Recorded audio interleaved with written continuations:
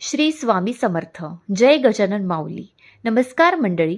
या व्हिडिओमध्ये आपण आज बघणार आहोत की श्री गजानन महाराज प्रकट दिन 2026 मध्ये कधी आहे आणि प्रकट दिना दिवशी पूजा कशी करावी, विजय ग्रंथाचे पारायण कसे व कधीपासून सुरू करावे आणि नैवेद्य कोणता करावा, हे सगळं मी तुम्हाला या व्हिडिओमध्ये सांगणार आहे. म्हणूनच मंडळी, तुम्ही हा व्हिडिओ शेवटपर्यंत नक्की बघा. संत श्री गजानन महाराज हे शेगावचे सिद्ध पुरुष. त्यांनी कधी स्वतःचा मोठेपणा सांगितला नाही, पण त्यांच्या प्रत्येक कृतीतून करुणा, वैराग्य आणि भक्तवत्सलता दिसून येते. मंडळी, प्रकट दिन म्हणजेच महाराजांनी प्रथमच भक्तासमोर स्वतःला प्रकट केल्याचा दिवस. मंडळी, 2026 मध्ये प्रकट दिन 8 फेब्रुवारी 2026ला आहे. हा दिवस भक्तांसाठी फार महत्त्वाचा आहे, कारण या दिवशी केलेली भक्ती, नामस्मरण आणि सेवा लवकर फळ देते असा भक्तांचा अनुभव आहे. मंडळी, हा दिवस साजरा करताना बाह्य दिखावा नाही, तर अंतःकरणातील श्रद्धा महत्त्वाची आहे. महाराजांना मोठे हार, महाग वस्तू नको असतात. त्यांना फक्त भक्ताचे शुद्ध मन हवे असते. मंडळी, आता आपण बघूया की विजय ग्रंथाचे पारायण कसे व कधीपासून सुरुवात करावे. मंडळी, पारायणाचे 3 प्रकार आहेत. पहिला म्हणजे 1 दिवसी पारायण, दुसरं म्हणजे 3 दिवसी पारायण आणि तिसरं म्हणजेच सप्ताह पारायण. मंडळी, तुम्हाला जर 1 दिवसीय पारायण करायचे असल्यास रविवारी 8 फेब्रुवारी रोजी श्री गजानन महाराजांच्या प्रकट दिनी पारायण करावे. तसेच 3 दिवसीय पारायण करायचे असल्यास शुक्रवारी 6 फेब्रुवारीपासून सलग 3 दिवस दररोज 7-7-7 अध्याय वाचन करावे. त्यानंतर मंडळी, सप्ताह पारायणमध्ये सलग 7 दिवस अध्याय वाचन करून पारायण पूर्ण केले जाते. त्यामुळे सोमवारी 2 फेब्रुवारीपासून पारायणाची सुरुवात करून दररोज 3 अध्यायाचे वाचन करावे.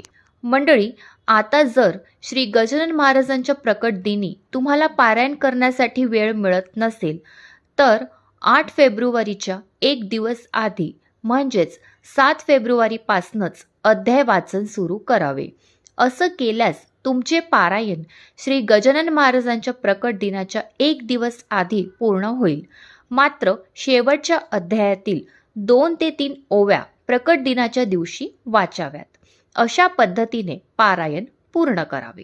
त्यानंतर मंडळी, पारायण पूर्ण झाल्यानंतर श्री गजानन महाराजांचा गण गण गणात बोते हा मंत्र 108 वेळा जप करावा व त्यानंतर नैवेद्य अर्पण करावा. मंडळी, 8 फेब्रुवारी म्हणजेच प्रकट दिनाच्या दिवशी जर तुम्हाला शक्य असेल तर श्री गजानन महाराजांचे स्तोत्र किंवा मग गजानन बावनी वाचावी. मंडळी, आता आपण बघूया की प्रकट दिन दिवशी पूजा कशी करायची. सकाळी लवकर उठून स्नान करावे व त्यानंतर देवपूजा करून घ्यावी. गजानन महाराजांची पूजा स्वतंत्र चौरंग किंवा पाट मांडून करता येते. त्यासाठी एक पाट घ्यावा व त्यावर लाल रंगाचे वस्त्र पसरावे. गजानन महाराजांची मूर्ती असल्यास प्रथम ती ताम्हण्यात ठेवावी. त्यानंतर मूर्तीवर आधी पाण्याने अभिषेक करावा, मग पंचामृताने अभिषेक करावा आणि मग पुन्हा पाण्याने अभिषेक करावा. अभिषेक करताना गण गण गणात बोते हा मंत्र जप करावा. त्यानंतर मंडळी, गजानन महाराजांची मूर्ती स्वच्छ कापडाने पुसून घ्यायची. त्यानंतर मूर्तीची पूजा करायची. गंध, हळद, अक्षता, कुंकू लावून पूजा करायची आणि फुले व्हायची. मंडळी, जर तुमच्याकडे गजानन महाराजांची मूर्ती नसेल आणि फोटो असेल तर तुम्ही फोटोसुद्धा देखील ठेवू शकता. फोटोला स्वच्छ कापडाने पुसून घ्यायचं. त्यानंतर फोटोला गंध, अक्षत, हळद लावून पूजा करायची आणि फोटोला हार घालायचा. त्यानंतर गजानन महाराजांची आरती म्हणायची आणि नैवेद्य दाखवायचा. मंडळी, आता आपण बघूया की नैवेद्यामध्ये काय दाखवायचं. गजानन महाराज फार साधे होते, त्यामुळे त्यांना साधा पण प्रेमाने केलेला नैवेद्य फार आवडतो. जर शक्य असेल तर या प्रकारचा नैवेद्य तुम्ही दाखवू शकता. भाकरी, झुणका, ठेचा आणि कांदा हा नैवेद्य महाराजांना अर्पण केल्यावर मनात एक वेगळीच समाधानाची भावना येते. मंडळी, महाराज अशा नैवेद्यावर खूप खुश होतात. शेवटी गोड म्हणून शिरा नैवेद्य म्हणून दाखवा आणि तोच प्रसाद म्हणून घ्यावा. मंडळी, पूजा संपल्यानंतर हात जोडून एवढंच म्हणायचं, महाराज, माझ्या आयुष्यात जे काही चाललं आहे ते तुमच्या चरणी अर्पण केलं आहे. यापुढे चिंता करायची गरज नाही, कारण एकदा गजानन महाराजांचा हात तुमच्या डोक्यावर आला की कोणताही अडथळा जास्त वेळ टिकत नाही. ही सेवा केल्यानंतर लगेचच चमत्कार घडायलाच हवाच असं नाही, पण मनात येणारी शांतता, धैर्य आणि सकारात्मकता हाच खरा अनुभव असतो. मंडळी, आता आपण बघूया पारायण करताना पाळायचे नियम. शक्यतो सात्विक आहार घ्यावा. वाद, राग, अपशब्द टाळावेत. खोटं बोलणं टाळावं. रोज महाराजांचे नाव घ्यावे. हे नियम भीतीपोटी नाही, तर मन शुद्ध ठेवण्यासाठी तुम्ही करावे. मंडळी, प्रकट दिन साजरा करणं म्हणजे फक्त एक दिवस पूजा करून संपवणं नाही, तर महाराजांनी दाखवलेला मार्ग रोजच्या आयुष्यात उतरवणं हेच खरं पूजन आहे. नम्रता, करुणा, संयम आणि विश्वास हेच महाराजांचे खरे उपदेश आहेत. मंडळी, गजानन महाराज प्रकट दिन निमित्त गण गण गणात बोते हा त्यांचा मुख्य मंत्र आहे, ज्याचा जप करणे, भजन कीर्तन करणे आणि त्यांच्या शिकवणीनुसार सेवा करणे महत्त्वाचे आहे. तसेच ओम गण गणपतेय नमः आणि ओम गजानन नमो नमः हे मंत्रही वापरले जातात.